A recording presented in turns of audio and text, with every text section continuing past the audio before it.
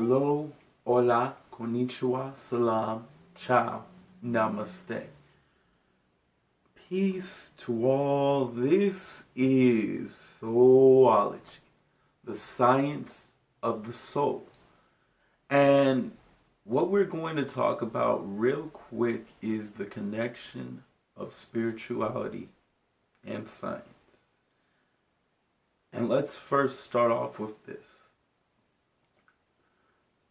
Spirituality has shown, in any case, that what you are creates your world, that the truth is within self.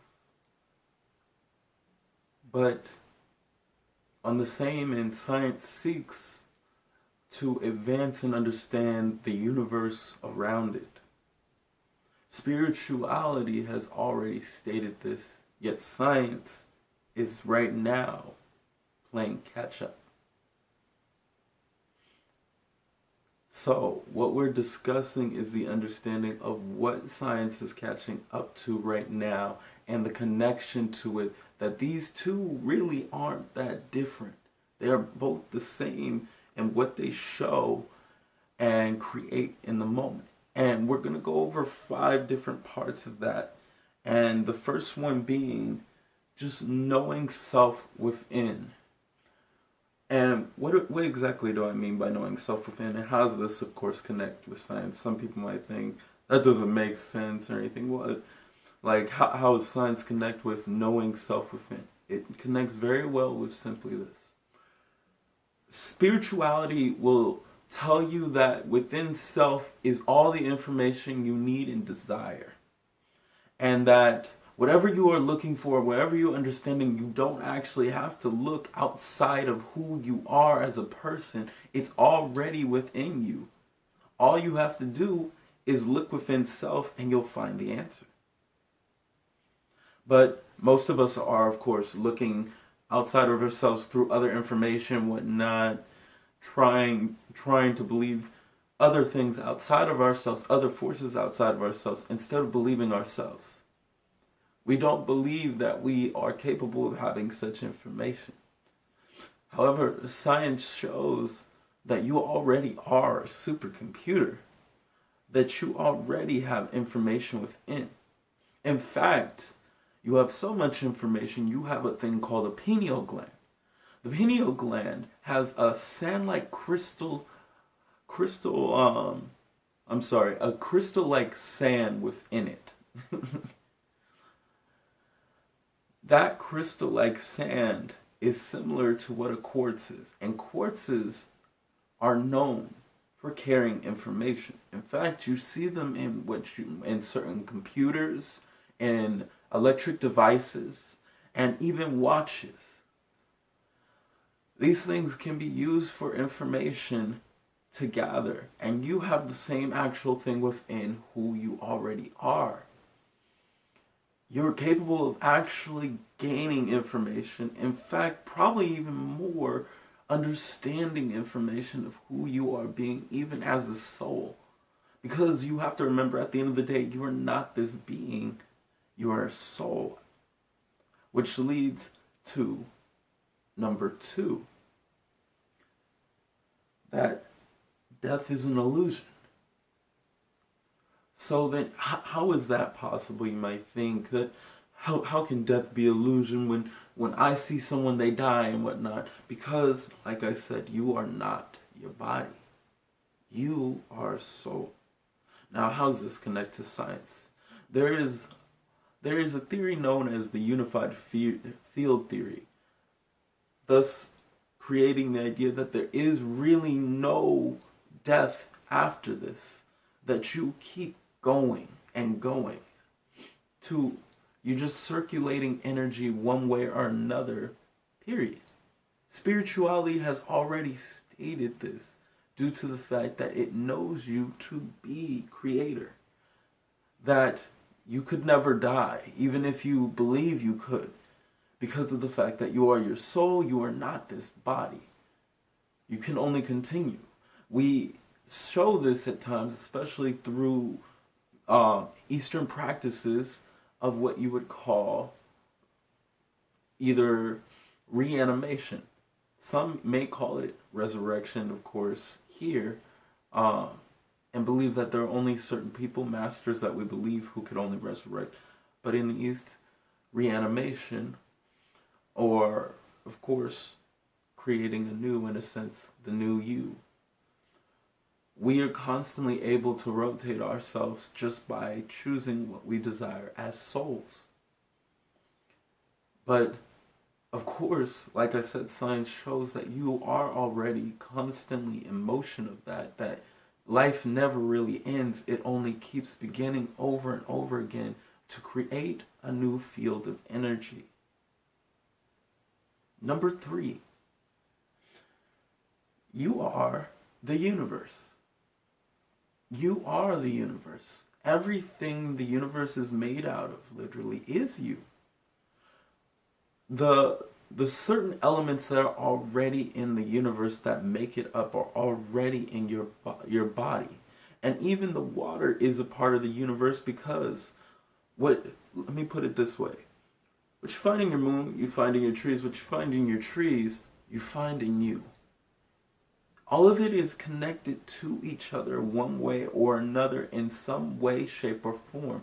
All the elements, such as what's on the periodic table, that are connected to our own body are already found out in the universe of being what we already are. You're already connected to that information, that energy. You are that. Science is showing that already, the connection to who you are as being part of the universe. Spirituality, though, has forever said that you are the universe, that everything the universe is, you are one in the same. There's no difference. And because of that, it can affect certain things in the world, which leads to number 4. Energy affects everything. Spirituality has shown that your energy can shift certain events. It can shift certain people's thought process, their thinking and whatnot, to how they feel about something,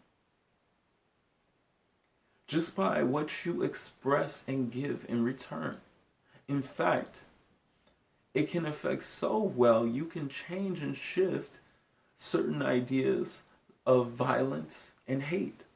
For example, there was a study shown of people, and this was in a book, I believe it was, I want to say his name, and if I don't remember, I do apologize. I believe it was, it's David, it's on the tip of my tongue.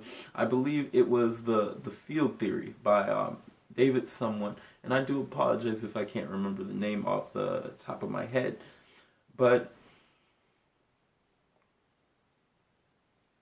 the theory was in the book that showed that we, during a meditation session within, I believe, the early beginnings of the 2000s, people had meditated in groups and had used thoughts of positive energy and kindness and love and peace to change and literally shift what happened on this world. And what simply did happen, of course, was crime rate had gone down, hatred, anger, and everything had gone down a lot more within the world. When they had actually stopped, however, it began to rise again.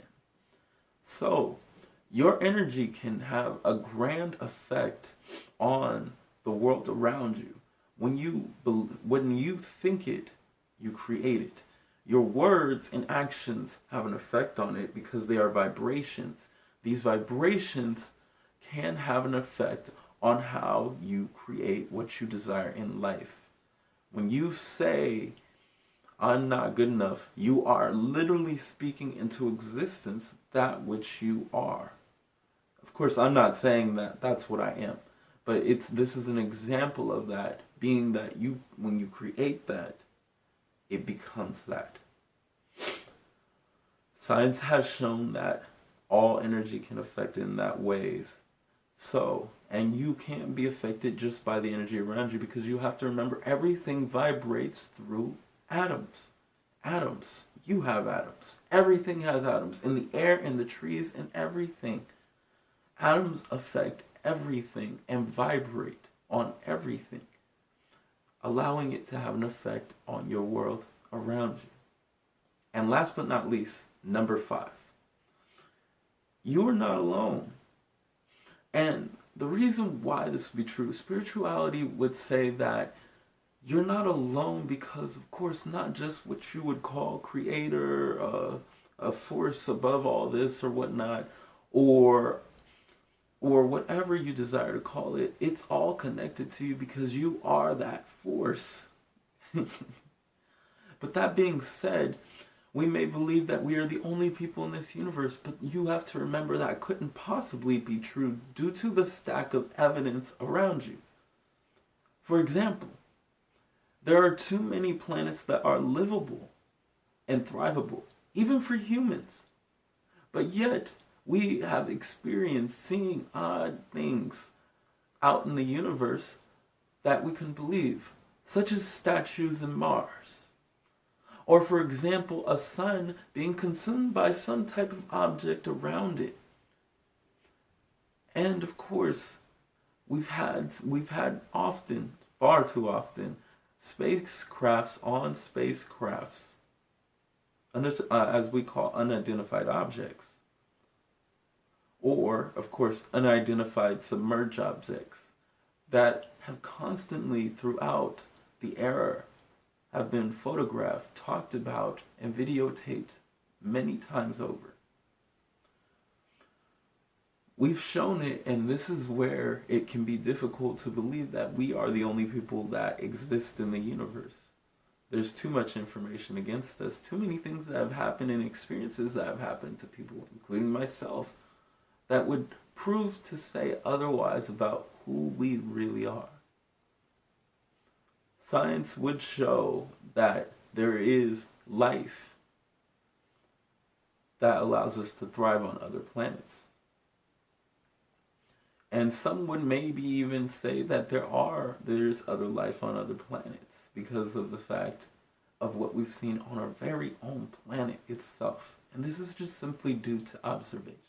And I'm going to throw in just an extra bonus. Observation. Observation is key. And the reason why it's key, spirituality would allow you to know that when you observe everything, you have a better understanding of everything. Science is, of course, very much understanding this and catching up to this especially. Because to observe allows you to know the truth as it is. Science does not try to shift the truth. Or, well, maybe it does. But what science can show is what the truth is truly what it is. When you observe it, there is no, it's either this way or that way. It is what is shown as you see it. Observe everything and you'll see it for what it truly is. And you will see just truly how beautiful, how amazing, how magnificent, how divine, how creative you all are as the gods, the goddesses, and the creators within. So, we're going to end it here. But to everybody out there, just realize again how amazing you are. And that to know thyself is to know the creator within, who you truly are. And to everybody out there, have a good morning, a great afternoon, and a fantastic evening. To everybody, peace and namaste.